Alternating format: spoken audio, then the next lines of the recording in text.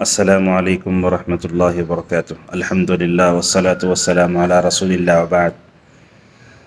آپ جانتے ہیں کہ اللہ تعالیٰ نے ہر انسان کی فطرت میں اپنے معبود کے سامنے جھکنے کی طاقت رکھی ہے۔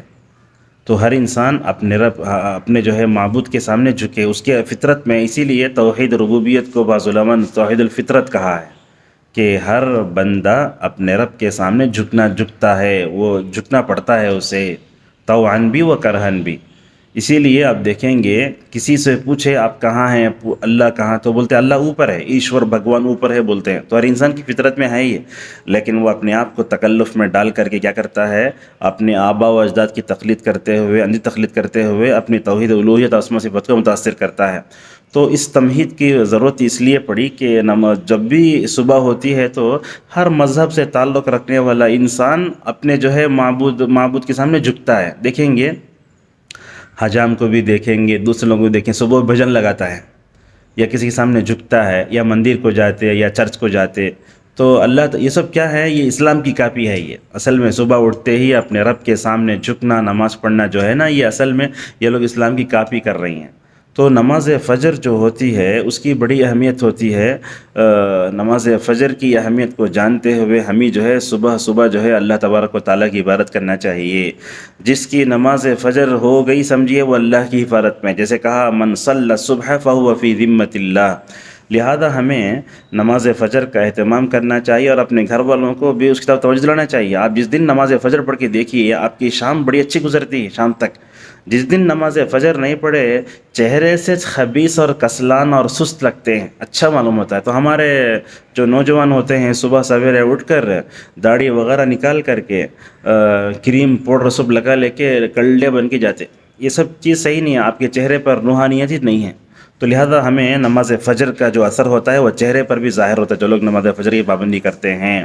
تو اسی لیے صبح سویرے اپنے رب کے سامنے جھکنا، اس کی عبادت کرنا بہت ضروری ہے۔ اسی لیے اللہ کے نبی صلی اللہ علیہ وسلم نے کئی باتیں بتائیں، نماز فجر کے بعد وہیں بیٹھ کر اللہ کا ذکر کرتے رہے۔ فوراً سورج طلوع ہوا، اس کے تھوڑا بلند ہونے کے بعد آپ نے چاشت کی نماز پڑھی تو نبی کریم صلی اللہ علیہ وسلم کہتے ہیں اس کو مکمل حج عمرے کا ثواب ملے گا۔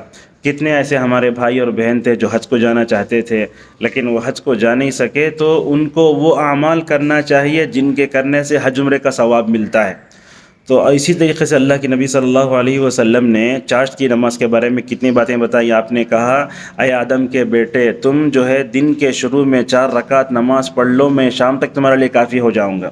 اس حدیث تشریح میں کہتے ہیں کہ اللہ تعالیٰ بندے کو نیکی کی توفیق دے کر اس کے جملہ مسائل کو حل کر دیتا ہے، اور یہ 360 جوڑوں کی طرف صدقہ ہے۔ آج ہم دیکھتے ہیں کہ مسلمان بہت بیمار ہیں۔